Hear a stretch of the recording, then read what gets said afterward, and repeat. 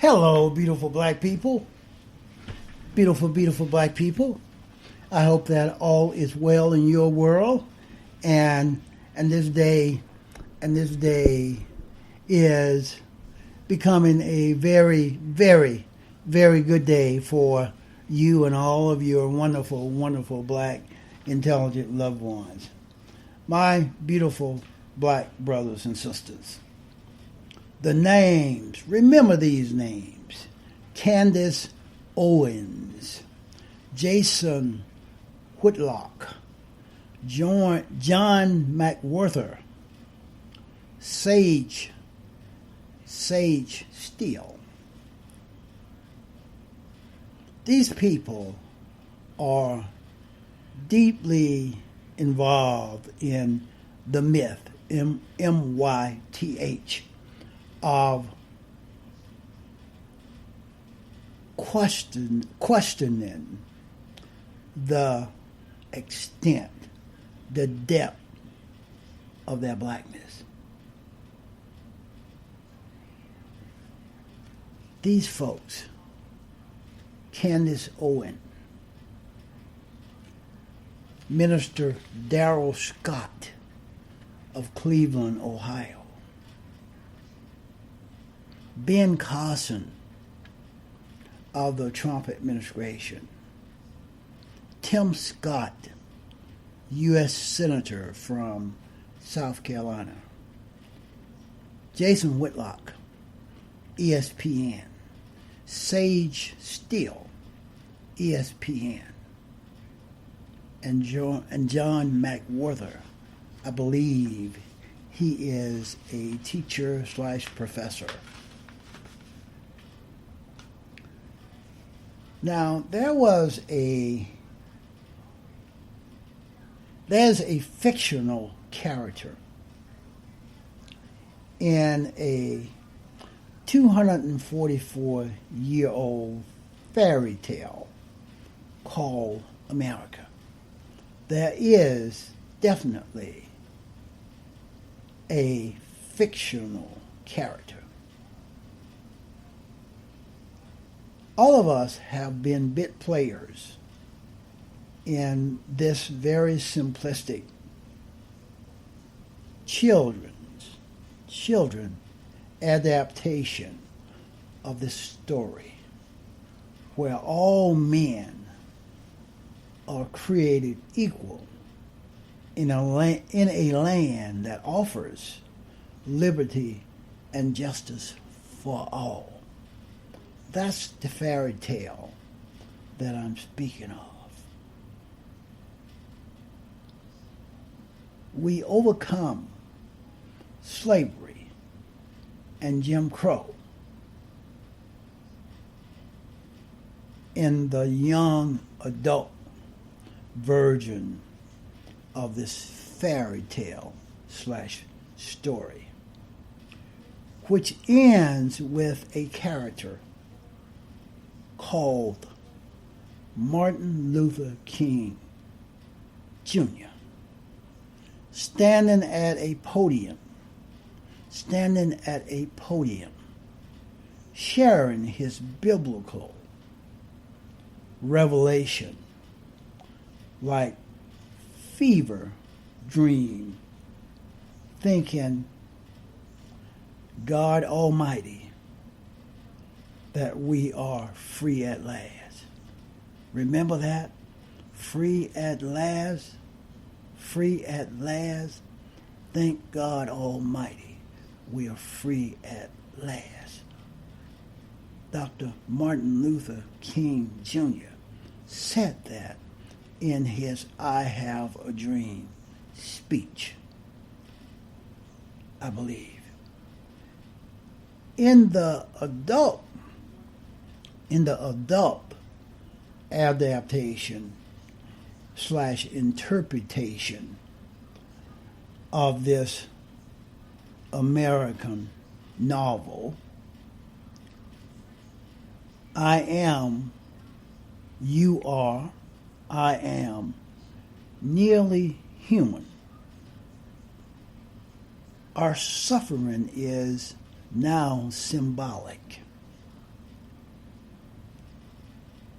Our blood almost looks real, but are we still just an aggregate metaphor in the great American folk tale that is based on a true story? My beautiful, intelligent black brothers and sisters, racist white folks do not want to know the true story. Racist white folks do not want to know the true story. They will deny, they will deflect, they will lie, and they will project. They, white folks, like me, L-I-K-E, white folks will like me. White folks will like you because we are not real to those white folks. Those white folks prefer us, black folks, not to be real. They prefer us to be that way. We are the fabricated personification of the white folks' imagination. And as such, they can wish away the things that their very real, R-E-A-L, people have inflicted upon me. White folks can wish away all of the atrocities, all of the murders, all of the public lynching, all of the things that white folks did to black folks. They do not hate me. They do not hate you. In theory, my beautiful, intelligent black brothers and sisters. Because they do not have to touch you. Because they do not have to touch me. Because they get to choose, white folks get to choose their own adventure. And mine, M-I-N-E. White folks get to choose their own adventure, and mine, and yours too, my beautiful, intelligent black brothers and sisters. White folks do not have to burden themselves with washing out the bloodstains caused by the conquering swords, S-W-O-R-D-S, of their heroes. After all, we are not real. I am not real. You are not real to white folks. We are black folks. And in the sick, delusionist minds of these white folks, there's no such thing as I. There's no such thing as you. Most of the time, black folks in America will eventually recognize themselves in the cast of characters as soon as they hear someone spin the bullshit. As soon as they hear someone spin the bullshit, they will discover that Thomas Jefferson's racism, when they hear about his enslaved, raped victim, Sally Hemings, who was called a mistress in the fairy tale, they will recognize the founding fathers.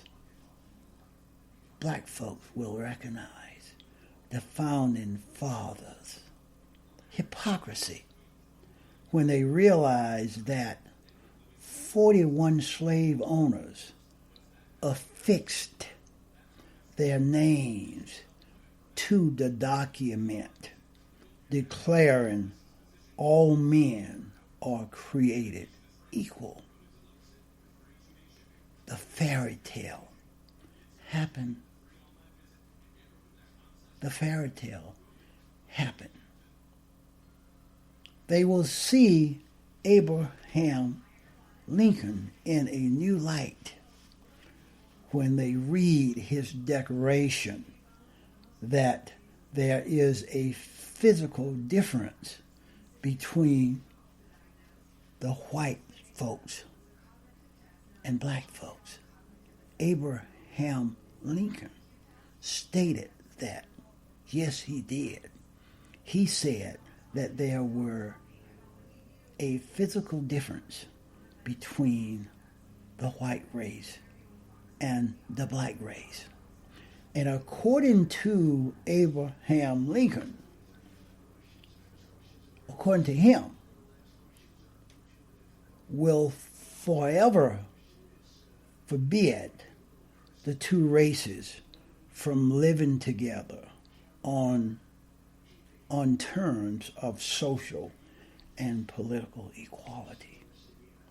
That's what Abraham Lincoln believed. Abraham Lincoln was not really interested in freeing the slaves. Abraham Lincoln was interested in attaining a political advantage, political power, my beautiful, intelligent black brothers and sisters.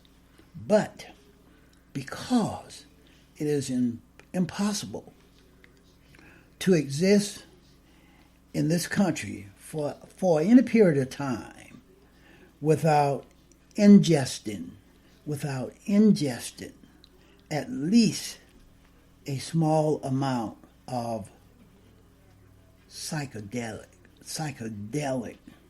poison that America produces. Some folks will refuse to acknowledge the true story and choose to continue their belief.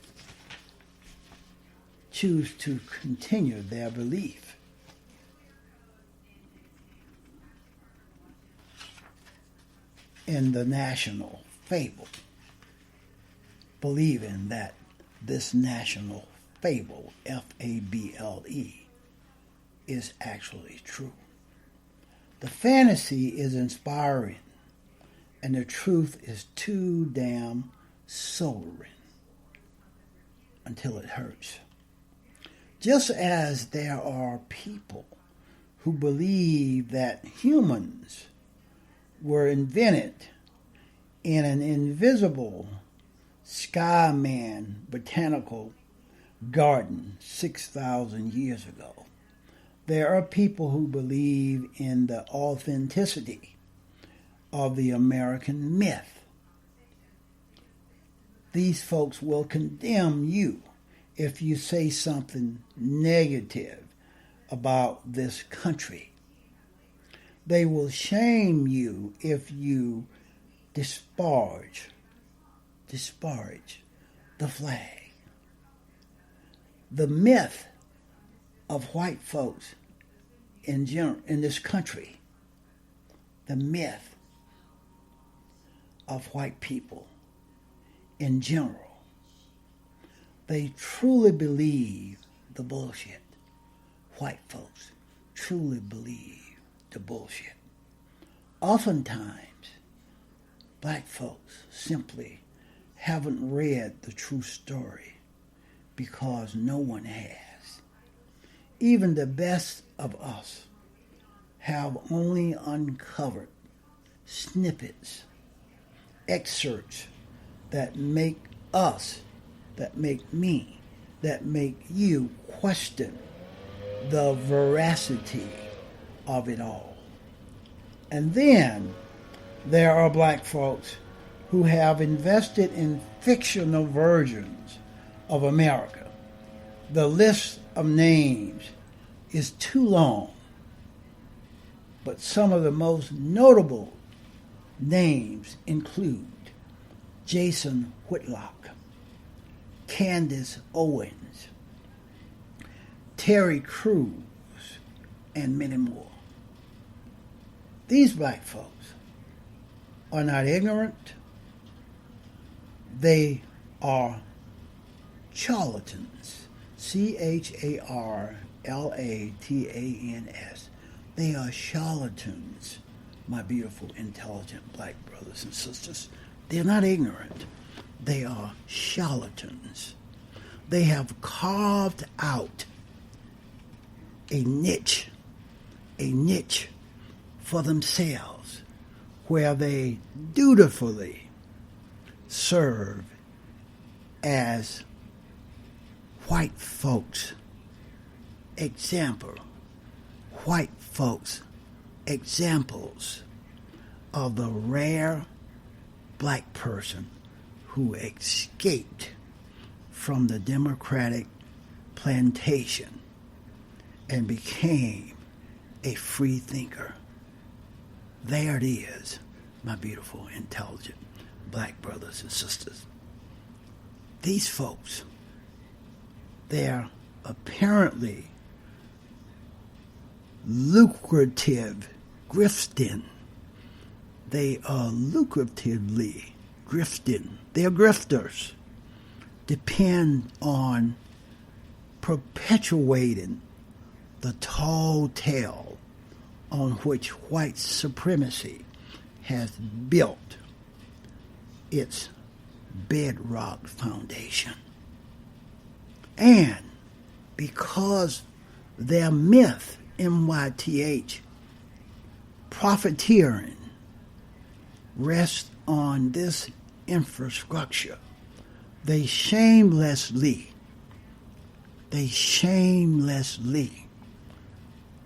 contort their bodies, contort themselves into knots, defending whiteness and creating a straw man chapter in the book of bullshit that make white folks believe that the Negro community has stripped the free-thinking outcast of their black card for not falling in line.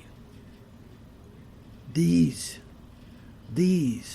COONS have fallen in line, my beautiful, intelligent black brothers and sisters. But the truth is this: no one has questioned any of these people that I have named. No one has questioned their blackness. It is a myth made for the same white folks who believe in the land of free and home of the brave. This is not real. It is not real. It is bullshit. It is bullshit, my beautiful, intelligent black brothers and sisters. ESPN, her name is Sage Steele. She's one of those who have carved out a niche where she have assimilated to the white boys' culture. They have so-called accepted her because she is a go-along to get along. Black woman, she's a go-along to get along. Sister. She's married to a white boy, by the way. She's married to a white boy, by the way. I find it sad for all of us that any human being should be allowed to define someone's blackness. That's what Sage Steele said. She said that growing up biracial in America with a black father and a white mother, I have felt the inequities that many, if not all blacks and biracial people have felt. I have been called the N-word. I have been called a monkey. I have been called an ape, etc., etc. But still she says that people like me, black men like me, think that she is not black enough. She's not black enough. When white folks cannot defeat us, they will go find a coon to trot out in front of us. And that coon is half-baked. That coon is half-fried. That coon is pasteurized. That coon is homogenized. And that coon is supposed to convince us, the rest of us black folks, to fall in line. Listen to coons like Jason Whitlock. Listen to coons like Terry Crews. Listen to coons like Tim Scott. Listen to coons like Ben Carson. And you will get the point that there are some black folks out there that have carved out a niche in their own minds, in that reality that they have created for themselves. And they will defend whiteness, white folks, the white boys' culture, to their death. They will always oppose the view of the masses of black folks.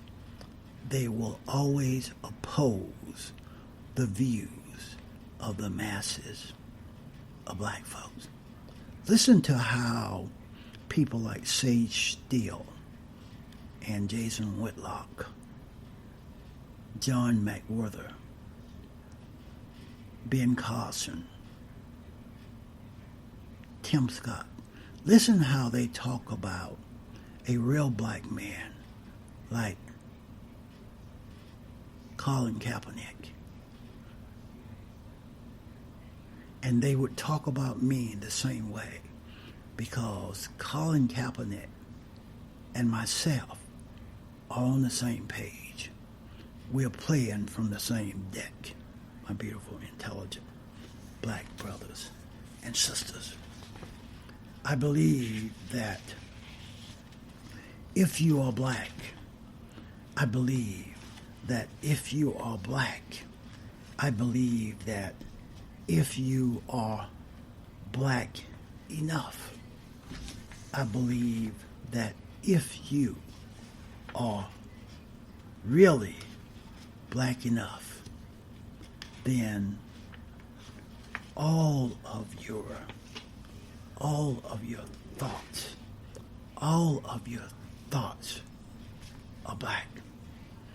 If you are black enough, all of your thoughts are black.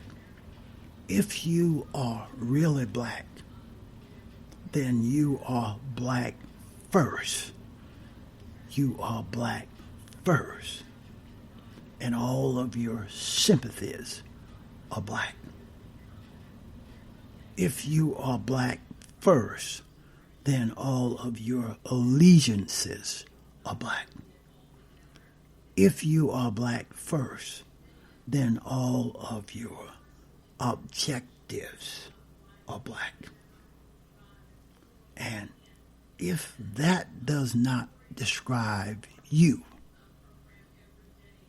then you are not black enough, my beautiful, intelligent black brothers and sisters. That's what I have on this one.